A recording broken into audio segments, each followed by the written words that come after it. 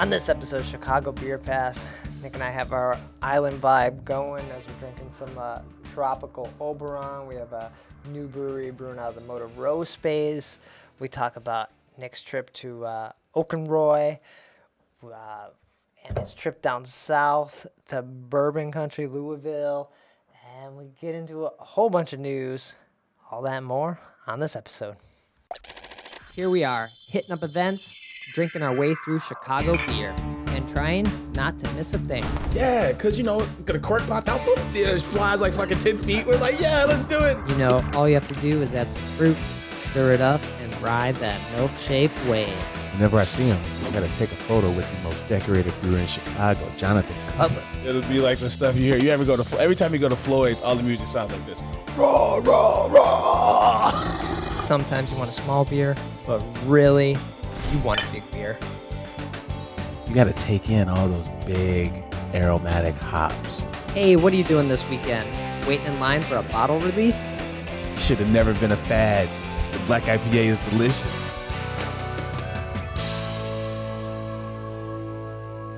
Hey, and welcome to Chicago Beer Pass. I'm Brad Chmielewski. I'm Nik White. What's up, Brad? We got our island vibe going on. Pour me something strong and tall. It's 5 o'clock somewhere. We were drinking this tropical Oberon. It's their Oberon with guava and passion fruit. So all those who am I thinking? Ballast Points IPAs. Oh shit! Yeah. They're going. Sculpins. Yeah, Sculpins. Sculpins they closed the Chicago one, so let's come out with a Sculpin-inspired wheat ale here. Yeah, no, Goose, you're going to throw lemonade into 312? Yeah. We got passion. You're not going to have all the fun with your little flagship wheat. We're going to have a fruit version of our flagship wheat. Yeah. Yeah. It's pretty damn good. I like it a lot. It gets out of the way, too. It's just a little hint of that little guava passion fruit thing. Then it gets clean, like fun wheat beer after that. It's like a pool beer, right? Like a beer you'd want to have sitting next to the beach or the water or the lake or a pool. It's good. And it's pink. It's pink. It's got fucking sunset. It's got palm trees. It inspired Brad and I to dress up in the Zoom and some silly Hawaiian shit. So not the Zoom, but the reel. The IG reel. The IG reel. But yeah, we were drinking that beforehand. But for the show, we're drinking a new brewery beer from, who are these guys? Man, they are called Duneyrr. Duneyrr. So it's a dual brewery concept, right? The clean beers are called Moderne Dune, and then the wine beer hybrids would be under the flagship Duneyrr name. Okay, yeah. We do have one of the hybrids here, which I think we'll drink on after show, post game, so that'll go up on YouTube. Yeah, so we've seen this before, right? I mean, Hubbard's not Cave. These guys, but The concept, yeah. the dual concept. 18th Street has the sour note. Those are literally different breweries. But Half Acre with I always forget the name of their sour program because there's a name, the Cove, I think, right? The Cove, yeah. Hubbard's Cave was told Hubbard's Cave and Unani. Mm-hmm. Yeah, because they were Unani with the sours and the Belgians. And their distro told them they couldn't sell IPA, so they said, fuck you, we're going to start another company and call it Hubbard's Cave. So we've seen this concept before around town. Right. Yeah. But this is a new brewery brewing out of Moderne, formerly space known as Moderne. It's a historical building, right? Yeah, they updated it with, I think, gold LEED certified environmental features, but they kept the original facade, so it's a landmark. Yeah. I never went to Moderne. Nick's been a couple times. Yeah, we used to take it was a stop on the brew bus for a while. We go Lagunitas, Moderne, then Haymarket in the morning. Yeah. It was nothing against the beer or anything there. I just never went. I don't think this makes me go now, but it's weird because 18th Street, not 18th Street, but Moody Tongue's a couple blocks away from there. Oh, okay. It's weird to say because Reggie's is not too far from there, but it's still kind of a remote section of town, right? Which is super weird because it's just south of Soldier Field. But it's not a part of town. So it's not a part of town you would go to. Like, if you're in Millennium Park, Are you trucking it down to South Loop? No, that maybe point? if Vice District was still there, you might Vice District this new Dunnan or what are you saying? Duneyrr. Duneyrr. Because it's a name you've never heard before, yeah. So maybe you would do that. But I randomly stumbled on this beer. I was at the liquor store, Garfield's over there on Milwaukee and Wicker Park. Yeah. And I saw this island. 2 of those, by the way. They're like fucking half a mile apart. It's so Oh, weird. really? So weird. Yeah, there's one next to Small Javal. Oh, that's right. Yeah. And I had picked up this tropical Oberon. And I was like, oh, we gotta get this island theme going. And I saw this island of the Sabaro, and I was like, maybe we do that beer instead. Now, Island of Sabaro is the Sangria Hybrid Ale. That's 6%. And the beer buyer, owner, manager there, whatever he is, he's talked to me a few times. So I've gone in there. He's like, do you know who these guys are? I'm like, I have never. Yeah. And so Oh, so you didn't even know they were local? I didn't even know they were local. I was like, what is this? It looked like an island beer that maybe we could have more fun with than the Oberon. And then he's like, hey, they got this hazy that's really good. It's one of the better ones I've had. And he's got this lager. I was like, well, I gotta go lager because it's the old man show. I mean, this is slowly turning into that. This is the Grumpy Old Man podcast. Now, they're calling this an invited concept DDH lager. So this is a double dry hop lager with Citra and Laurel hops. Laurel feels new to me. I don't know if And then the double dry hop lager, I can't say that's something you come across that often, right? That's true. Who's our guy that he's got a brewery in Memphis? He used to be at Rock Bottom, Warrenville, Davin. Davin? Yeah. What's his Tiny Bomb? Well, that's one of the beers. But it's a Wiseacre. Wiseacre. That's right. Now that's a hoppy pilsner, and it had Happy Pilsner, sure. We got Mama's Little Pills. Yeah, that's true. I think that's like the precursor to this because that was kind of those modern American fruitier hops in that pills, right? But this is full blown fucking hazy level hoppy aromatics in this one. Yeah, it feels like if you weren't, God, which cup I'm drinking out of? I don't know, if you weren't behind the hazy train or they were like too much or too filling, this is those hazy feelings in a really light format. Mm-hmm. Like a summer format. I don't know, it's good. We were I like the dryness of it for sure. The lager body makes it really dry on a finish. It takes what we had last week. We had a hazy session from Liquid Love. Yeah.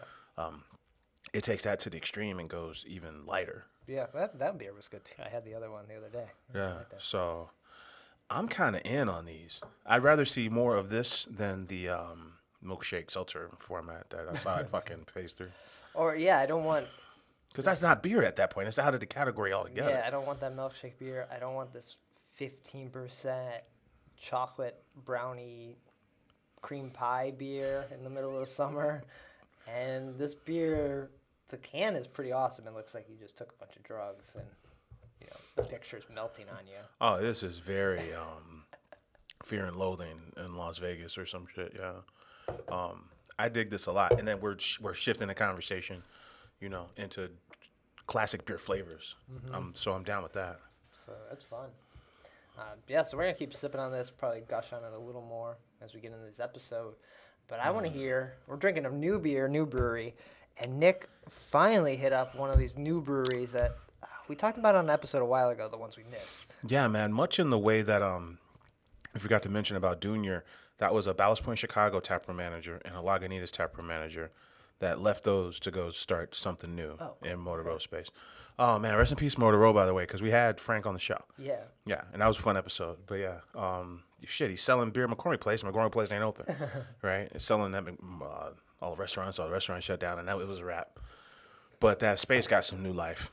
Oh, but I don't know the guy's name, but I was watching the Orkenroy videos, and I think the main guy in every video, I'm like, I know this guy from somewhere, but I used to see him at Lagunitas all the time. Okay. He was like, one of the main guys at Lagunitas at 11 a.m. when I was there. So I got a feeling it's his spot or he's running the social. But anyway, Orkenroy, I hope I'm saying that right. Sounds right. Yeah, it feels right. I don't know. It's a brewery and kitchen in Humboldt Park. So I was actually on my way to the new Solomon tap room. Okay. But they were bumping. like wall to wall. So I'm like, yeah, fuck that. Okay. But I'm like, well, what do we do? And then like, oh, Oakenroy. I'd never been. Yeah. Okay. In Humboldt Park, in a place called the Kimbark Art Center. So it's right off the six. It's right at the 606. Oh, really? In Kimball.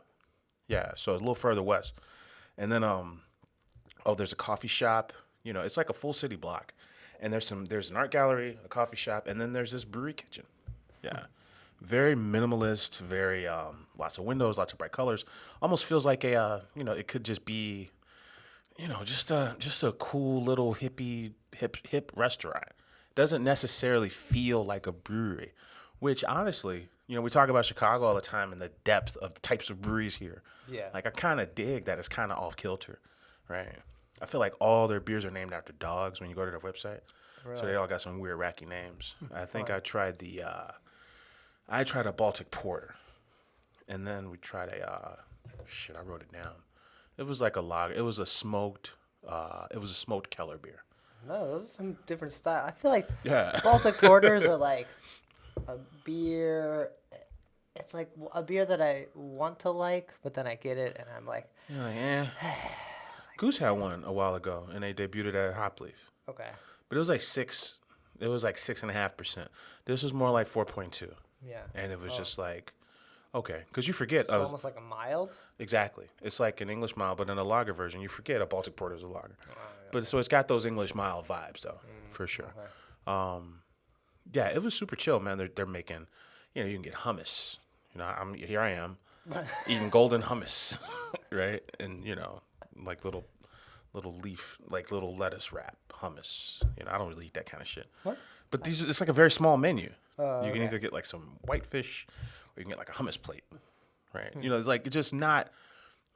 It's not like it's definitely not a. I see why they don't call it a tap room, because it doesn't really have a tap room vibe, even though they're making beer there and have food. Okay. So that's a brew pub. It's like a snack place? It's like hummus and whitefish. eating hummus and whitefish. Yeah, it's like kind of reminded me a little bit of like fine dining a little bit. Like if a fine dining crew kind of started a casual brew pub concept, right? It kind of felt like that, I think. Okay. Something like that.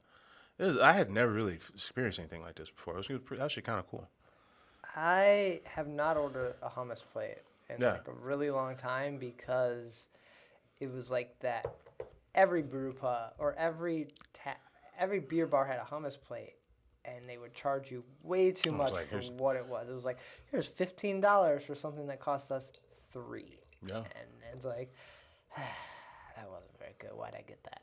Like, you're I'm going to eat healthy, getting that hummus plate. It's a golden hummus here. This is golden hummus. But whatever that means. I don't know what that You means. didn't go whitefish? I would never- have been tempted to know what that would look like, or I've never had golden hummus, man.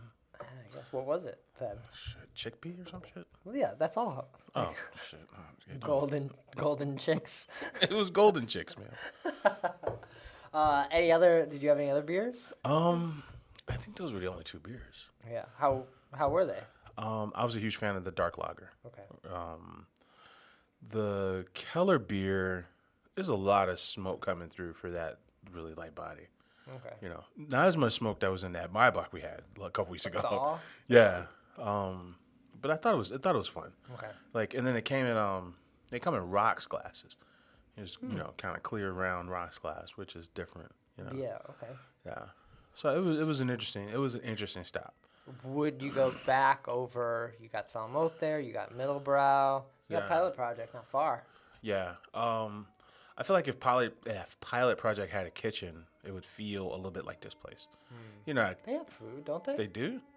I thought they had like a coffee program. do have coffee. So, I think they had like snacks and all that, like coffee related snacks. Yeah, like crumpets. And What scones. did you say crumpets? I'm going to show you this hummus plate so you can see what I'm talking about here. Okay, and then so are they not that far then from like Off Color and Pipeworks, really? No, so when you're on that, you're near so you're a block north of North Avenue, but then you're past Western. Oh, that's not that. So because the 606 ends, and that's where kind of Off Color and Pipeworks is. Right. So it's actually kind of in a neighborhood, Yeah, right? Like okay. Oakenroy. I feel weird saying that. Orkenroy. Oikenroy is in a neighborhood. All right. Interesting. Yeah. The photos of the place There's look your hummus. nice. There's your hummus right there. All right, it looks very yellowy, like a mustard hummus. Yeah, it's like a golden hummus. You threw up some nice pictures on Instagram, and yeah, this place looked cool. It looks like a fun vibe. Uncharted inspiration is their tagline. And, you saw like an older couple there, and it just kind of felt like the kind of place where you could go and be at a brewery, but it's not your typical brewery. I don't know.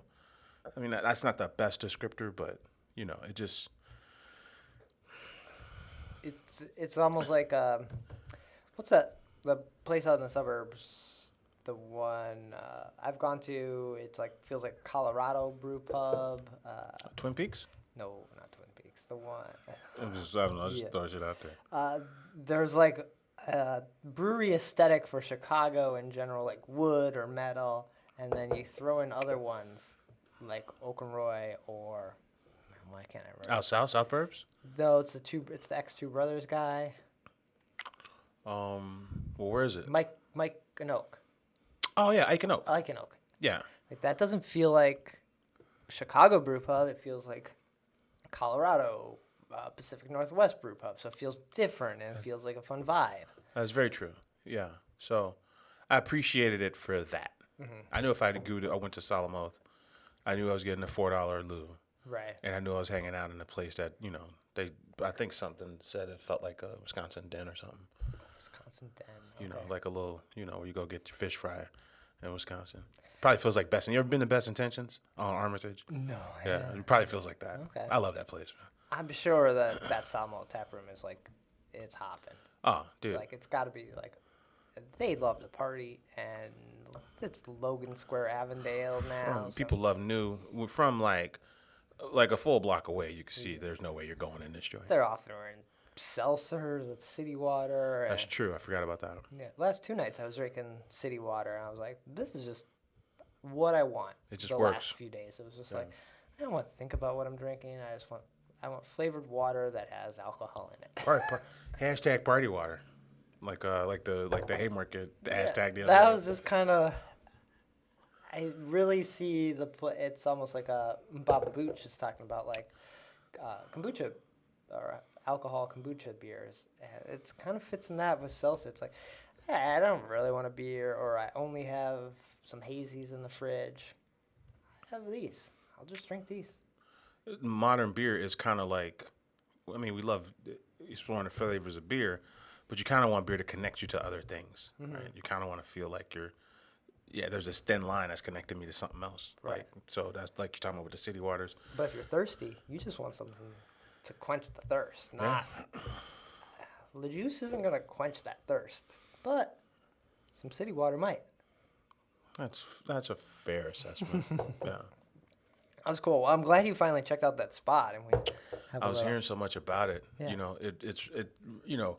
It whispers of a pilot project type of space. Okay. It whispers of that, but it's in Humboldt Park, which 5 years ago, no brewery would have been near Humboldt Park at all, really. Yeah. I mean, like you said, at North and Western is the first Pipeworks location, but they weren't open to the public, and they were using that old retired dairy equipment for their brew system, right? That's like right. They were barely off the ground. So seeing Humboldt Park have like a proper fucking tap room is progress for the city. Oh. The same way there's how the old city plan for Chicago said there needs to be a park within walking distance of every citizen. So if we can get into the mindset of just like a cool brewery in every neighborhood, Well, we'd be doing all right. Wasn't that what it was? Or I feel like someone talked about like the history of beer, or someone's basically you should be able to walk to a place to get fresh beer in wherever you are, and you should have your local brew pub. It doesn't have to make beer that goes to every fucking state. No. It just makes beer for those like, I don't know, a couple thousand people in the neighborhood, and it's good enough. It should be beer just for the people who see the street lamp that has your neighborhood on it, right? Yeah. Whatever you call those signs. Yeah. It should be just for those. And if you can make beer people. just to supply that, you're good enough. That's a win. Yeah. That's a win. You view it like, you would a local, bakery or a fucking. I feel like that's what we talked about Peace last time. That's what Peace does well. Like they just make beer for that spot. And they did do it well. So That's true. You could only get Peace if you were there or if you were at a fest. right. They never canned it. They never guest drafted other locations. None of that shit. Every once in a while, there'd be a guess. If You might see it somewhere. If like Half Acre and Pipeworks, or not Pipeworks. or Floyd's, right? Or they did like a collaboration, you might see like a tap handle there. Yeah. But you're not buying kegs and they're going on at Bangers and Lace or something like that. So I dig that. I dig the neighborhood aspect of it. Mm-hmm. Yeah. I mean, like, unless you live in Humboldt Park and you're going to the actual park. So I ride my bike to the park all the time. Okay. But, other than that, you wouldn't really go there for no cocktail bars necessarily. You wouldn't go there for anything like that. So Right. seeing that there was I thought was a good thing. Nice. Yeah. Oh. So So you did that, and then you went down south. man, slid through the Derby City, the gateway to the south. Okay. There's another nickname for it. I'm forgetting. Louisville, Kentucky. That's the real name. There's another name for it. Oh, the official name. Yeah. Yeah, man. Ton of distilleries. Just fucking 40 minutes outside of Louisville. So. And you drove down there, right? Yeah, it's like fucking 4 hours, man. So you leave Chicago, next stop's Indianapolis, and after Indianapolis, about 90 minutes later, I didn't know this. Louisville sits like right on the border of Indiana. So as soon as you leave Indiana and you cross the Ohio River, boom, Yeah. now you're in Louisville. Okay. I didn't really understand that because I had, geography, I fucking suck at that. So were you just on the bourbon hunt, or did you hit up any breweries or anything like that? No, I was down there for the neat pour, on location, just trying to find out what's going on with actual breweries, right? Yeah. I mean distilleries. But then there's no way I can go to this joint without hitting up brew pubs. So first of all, you hit a ton of bourbon bars in Louisville. Okay. You just kind of hang out and drink everything from every distillery because distilleries are 40 minutes away. It's like wine country, right? Yeah. So you just sit at the bar and you just drink everyone's fucking whiskey.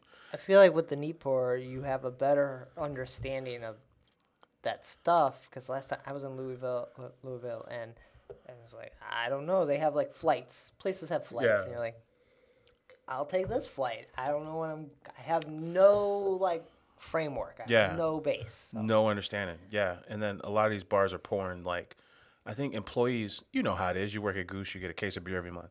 You work at the distillery, you get a case of booze every month. What? Yeah. So a lot of these, old timers have all this booze. So the state passed a law where bars can buy booze. That was From a random dude? They can act as a private collector and buy booze from random dudes and then sell it at their bar next to the shit they bought from the distro. Oh, that's kind of nuts. It's nice, right? So you're at a bar and it's like, oh yeah, I know this dude who's got some shit from the 60s. So boom, let's drink that. It's those kind of things. It's very weird. So So you could be like a private collector, but also be like a spot that you're like, here's Nick's whiskey, but he like gives me like, I don't know, like 10 bottles. right. So And then you could go back and sell those to the you, right. You could. it's bizarre. It's very bizarre. You can charge secondary prices for bottles at your fucking liquor store / bar, and then you can buy bottles from literally anyone, and then sell them at your bar at any price you want. It's a different scene. Okay. Yeah. But breweries. Yeah. So I hit 2 breweries, man. I think one was Gravely, which was it had a weird name to the neighborhood, but Gravely, it was like a music themed kind of bar. The reason when we walked in, they had all the plaques on the walls. So they had a World Beer Cup silver medal for their Pilsner called Sprockets. And then when you get to the bar, they got a 7-minute Sprockets. So you can buy Sprockets, and then they do the slow pour. So I'm like, I will have that. Slow pour? You got slow pour? I got the slow pour. Yeah, he's like, well, you got to order it now. I was like, well, give me the regular, and then I'll take the slow pour. 7 minutes. That's a long time. Like, what? You know, Why is Ravinia's slow pour so fast? Yeah, a question. We still got some questions here. I don't know. Is there now a time? The, Like, name, the name of this brewery was in a funny. The name of the neighborhood this brewery was in was funny. Oh, so I went to Sprockets. I mean, no, Sprockets was the pills. I went to Gravely. Oh, dude, fantastic space. It's a music themed joint, kind of like Microphone, or kind of like Eagle Park up in Milwaukee. Okay. But they were doing it was classic brew pub setup, but just big old audio equipment everywhere. That was their theme. So I really dug that. And then I went to a place called the Gallant Fox. So the Gallant Fox is right across the street from one of these bars that sell all the old dusty vintage bourbons. Okay. And they're the ones that says you got to go over there. Okay. So they got 200 pours of like some old shit at the Gallant Fox, but then they also have 20 of their own beers. And then I'm in the bathroom, and then I see the plaque that says the Gallant Fox was a thoroughbred racehorse that won the Triple Crown in 1930. So it was named after a winning. It was named after a horse. Because it's a Gallant Fox. A good horse. It's not just like a bad horse. It was named after a very good horse. It was named after a very good horse, man. But there was foxes everywhere, so I didn't understand the horse shit. Okay, yeah. So those are the two spots I went to. Oh, nice. Yeah. Did you basically load up your car with a whole bunch of bourbon? Like, is your bar now stocked? Your booze cart, everything just like full of dusty old bourbons? A lot of them I tried there, and I took a lot of cool photos. I might have left with maybe like 5 choice bottles. Okay. Yeah. I feel good about that. Yeah. Very restrained approach to because, shit gets out of hand quick. $100+ every bottle, right? I mean, yeah. So, you can't, So we went with some quality bottles that we really wouldn't see back home. Or if I saw them back home, I'd have to go to Wheeling and meet some asshole in a parking lot in the middle of the day, right? And ones that have a good story for the show. Exactly. Right. Okay. Exactly. So, that was my favorite part, man. In a weird kind of way, man. If you're drinking something, like I had a Jim Beam from 1958. It came in a bowling ball decanter, right, with like a gold plated top. But it's from 1958, so it's got some age on it. But it made the trip. It tastes like bourbon. The corn was a little different back then, right? GMO corn wasn't heavy, so just big, rich sweetness, right? And we're talking about bourbon. Oh, but when you drink something that old, it just puts you in a different mind state, like 1958. Like, who was alive back then? My mom was young. My grandma was alive. Yeah. It kind of reminds you of, like, drinking history is a very, like, kind of fun and then kind of weird, cool thing. 58 is a long time ago. 70 years, basically. So you're drinking a 70-year-old bourbon. 65, right? Yeah. So just the whole idea of that is exciting. It was kind of exciting to kind of just nerd out about that shit. So, whew. Was that one of the older ones you've ever drank? That was the oldest one. The oldest one. Okay. There was a distillery in Peoria, Illinois. I didn't know this, called Hiram Walker. And it was the largest distillery in America at one point after Prohibition. I didn't know any of this. My buddy collects old Playboy magazines, and I saw the Hiram Walker ad in there. Yeah. He collects them for the ads, And I saw it in there, and that's when I heard the name. And then I tried something from 73 from them. And it was only an 8-year whiskey. But these guys were saying, the process was different back then. Yeah. So the flavors are going to be different. So that all caught me off guard. It didn't make sense. In my head, before I got there, drinking a 40-year-old whiskey made no sense to me. If I had a 40-year-old whiskey and it came in a cool decanter, I would sell it. Like, I was watching the show Umbrella Academy, and at one of the scenes he ends up in a liquor store, and they're in, what year was JFK's shot? Was it 67? 63 sounds right. 63, or yeah. And there's all this booze because he's alcoholic and going on this or a collector or something. No, he's going on a bender.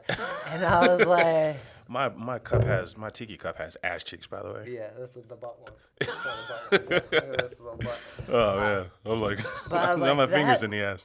That liquor in the 60s, it was either really good or it sucked a lot. Right? There's probably wasn't an in between of we have a good middle ground. Like, these are okay. They're new distilleries. The process is good, but it was probably a lot of stuff from overseas, from Europe, and then whatever was made in America probably kind of sucked. Yeah, and older does not mean better. Right. You're absolutely right. And a big part of why it made the trip, like, hey, it showed up in 2021 and it was still good. It made the trip because they stored it properly. Yeah. No sunlight, cool temperature, right? Like if you store it properly, it'll make the trip.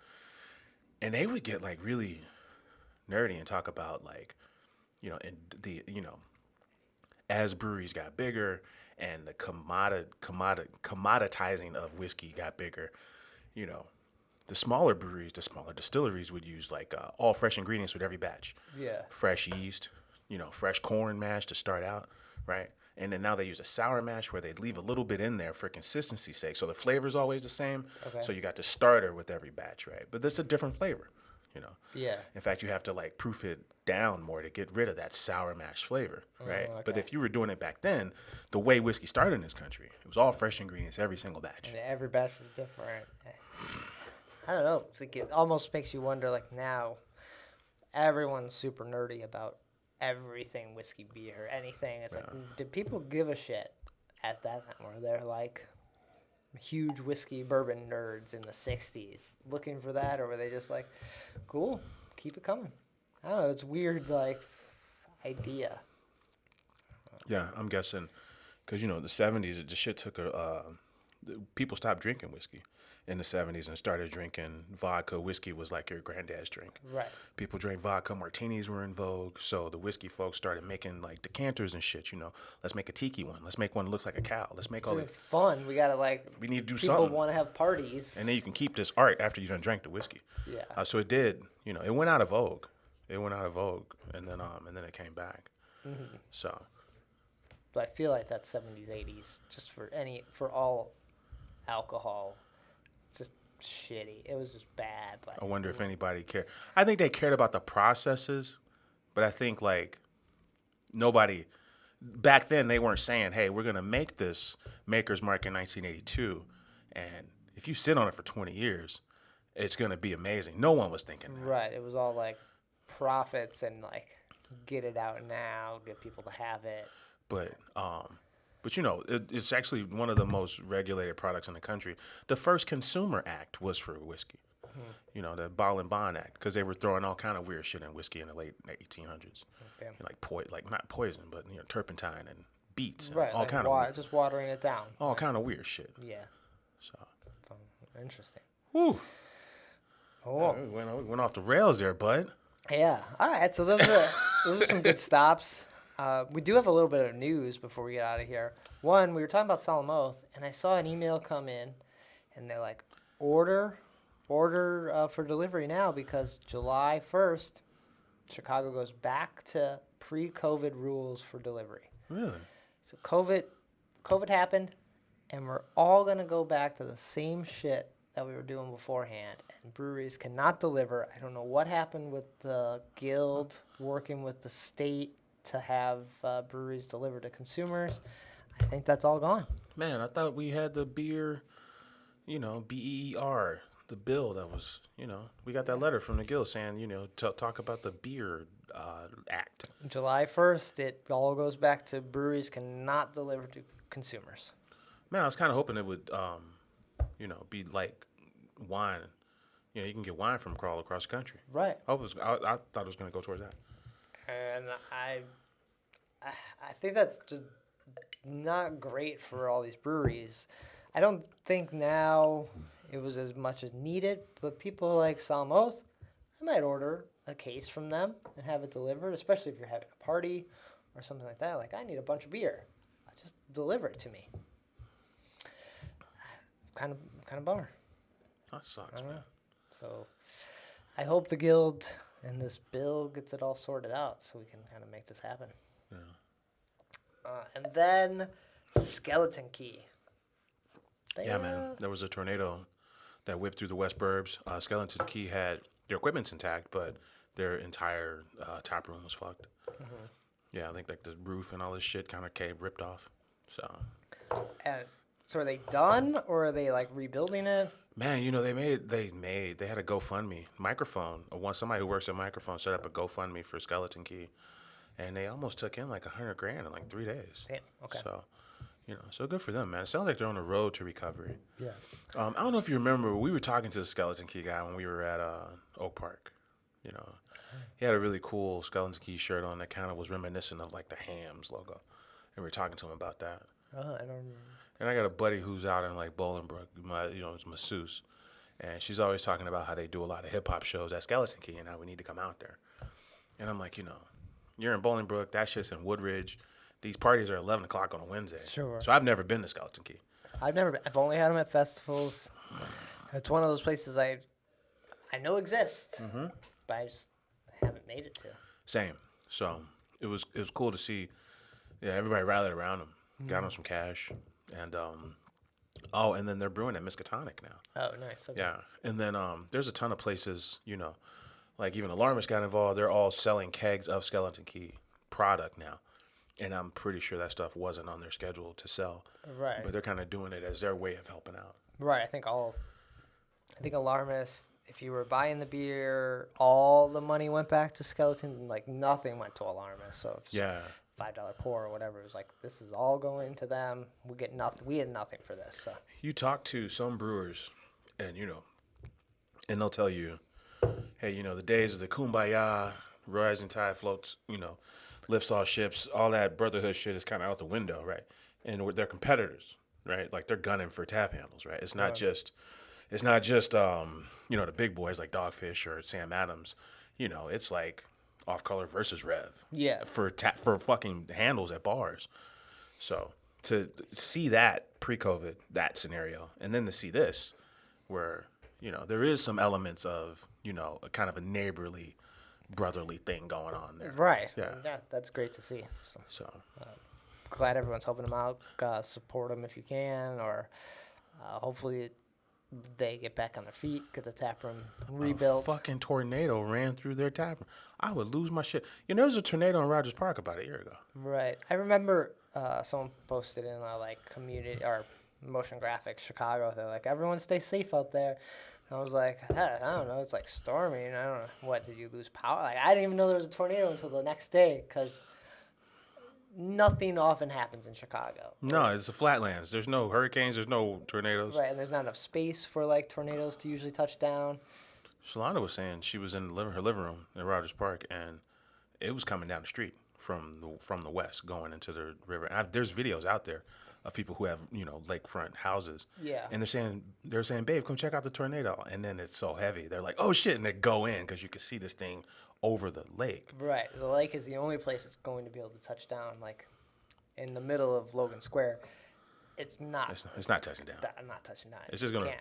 Yeah, but apparently in Chicago or in the burbs, you annually might see a fucking tornado rolling down the street. Growing up, Plainfield, tornadoes would go through all the time. I grew up in Warrenville, and they'd be like, "Oh, a tornado went through Plainfield," and it's like, That's a fact. The very first Plainfield beer fest was a fundraiser for the fucking. But that was underwater, right? Yeah, it was along the Plainfield River, and it was a fundraiser for that. Yeah. Okay. So, was it? I forget what it was called. I forget. I remember you talking. We talked about it on the show. Where It's you're a like, big this party. was a disaster. I think it was the Midwest Brewers Fest. It was underwater, and they didn't. People were parking their cars in water, and they weren't providing any way to get you to the fest. People were just soaked. Yeah. So. Tornadoes in Chicagoland. It is definitely a thing. Yeah. Yeah. Man, crazy. So. Anything else? Any other news happening? Shout out to Lake Effect Brewing Company. They got the green light for their new Firehouse location. Nice. And now they're partnering with North Branch Fried Chicken, which is a Northwest Side eatery. So they're going to be residents. Sounds like they're going to be residents there. Right. And there's another brewery in Jefferson Park too. Really? I was visiting friends up there, and they mentioned one that just opened. And so there's now going to be 2 breweries in Jefferson Park. Huh. I forget the name of it. I saw it pop up on the Chicago Brew feed and Facebook or whatever, and I was like, oh, yeah, okay. So 2 breweries in Jefferson Park now. It'd be funny if the name of this group actually was Chicago Brewery Beer Feed or whatever. That'd be funny. It'd be funny if I go to Facebook and see it and that's the full name of the group. I forget what it was. I'd be like, that's definitely the one, Bravo. I never went to Lake Effect before. I do want to see what happens with this Jefferson spot, and that I have friends that now they bought a house not too far from where the brewery is. So I feel like I have a better chance of going there. Yeah, Jeff Park's one of those hoods where you get a lot of house, like you have suburban sized lots. Right. So shit, Smoke is up there. Fucking Smokes? That's not in Jefferson Park. that is Jefferson Park. Oh, that's Avondale. Yeah. It's on the border. You're right. Jefferson Park's like It's Avondale. in between the highways where 90 and 94 split. You're right. And this is south of Irving Yeah. Park Road, so you're right. It's Avondale. But Cool. Good for Clint. yeah, man. Clint. Another former guest on the show. Yeah. Yeah. Cool. So we're gonna be off for a week from the gonna podcast. get Nick's just gonna touch this butt some more. We're gonna be off for a week on the podcast. I'm gonna go over to Portland where it's apparently 110 degrees tomorrow. In Rip City at 110. Yeah, That's too hot, man. that's too hot. That's too fucking hot. Portland, they don't even have. Most people don't have AC. You still going? Well, It's hot as hell up there. Hopefully, when I get there, I'm not going tomorrow. Okay. But hopefully, when I get there, it's only like 90. That's decent. You can handle that. 90 you can handle. Yeah. All right. But we'll be in a hotel, so we'll have AC. So we really don't care. We don't care about those other people. We'll be off for a week. Oh man, no show next week, man. No show next week. All right. We'll kick this out, and then we'll be back after that. Talk about some Portland adventures. I'm sure I hit up some breweries. I'm wearing a Breakside hat. You know, they won those. Yeah, that's right. They won gold. They won IPA awards at They JBF did. a couple times. They were best in show when you're from the IPA side. Yeah. Yeah. So I'm sure I'll hit up a bunch of new spots, a lot of places to visit, cideries. Dude, I love Portland. There's very few places where I got sad when it was time to come home. And my very first time to Portland, I just left so much on the meat on the bone. I was like, man, I gotta come back to this fucker. This is a cool town. But I feel like we'll probably hang out with my family a bunch. We may just get beer to go a lot because I can't go around all these places. It gets like It gets weird. you know, you could go to all these places like 10 years ago and bounce around and feel pretty good. I don't know. Now I'm driving all around. I feel a little slower. Man. Can't hang. Yeah. I was out of town and I was like, what are we doing today? I was like, I have this one thing in the morning and this one thing at night. Yeah. We gotta slow the fuck down here. You know, like you said. So we may get more beer to go rather than like, we're going to drink this flight of 12 beers and see what happens. I hear that. So we may do that and like hang out a little bit and just relax. This is the first vacation like for you probably too since the pandemic kind of started, and just getting away from your computer Just and go away. and the place where you live and work. Exactly. Get Get to Pok Pok, man. You want a Pok Pok? They shut down. Come on. COVID, Really? yeah. COVID, boom. Ended Pok Pok. Pok Pok's done. Man. No more Pok Pok. But brother-in-law, I guess he would not be a brother-in-law, but he's sort of. He knows how to make the Pok Pok wings. Like he's got the book. He can make them. Okay. So. Okay. So we're back on track. I could have them if he wants to make them.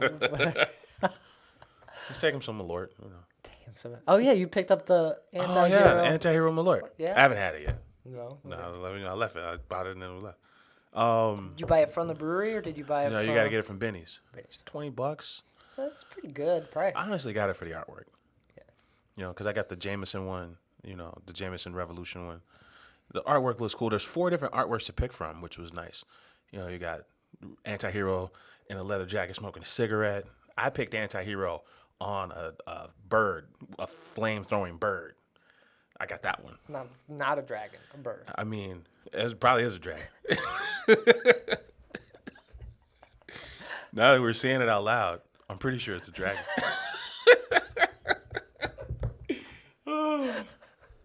But yeah, you go to the store. You got 4 different ones to pick from. So I gotta pick one up. I don't want to try it. I want to try it. I don't want to try it. I'm just gonna look at And it. I want the bottle to be on the shelf. You know, we'll bring it. Okay. And it'll just hang out. You know. So you got the dragon one. I got the dragon one. So if you get another one, now we got two. Yeah. Now we look like Dreet Champs, where we got just a bunch of shit on the table, like artwork. It'll just be artwork on the table. Guess, but we're gonna be out of the space soon. We're gonna need a new home. All of our beer tchotchkes. I pack all this shit up, man. Oh man. All right. So that's gonna do it then, right? I think so, man. Nick, where can people find you, get in touch when we're not here? Hey, man, I'm on Twitter at Nicosio. And I'm on Twitter at BRAD, Chicago Beer Pass, Instagram, Twitter, Facebook, Chicago Beer Pass. And we'll be back, not next week, but we'll be back soon with another episode. Check out our reels, beer reviews. We're going to drink this hybrid, is it hybrid? Just sangria hybrid ale on YouTube. So check that out. Take care. Cheers.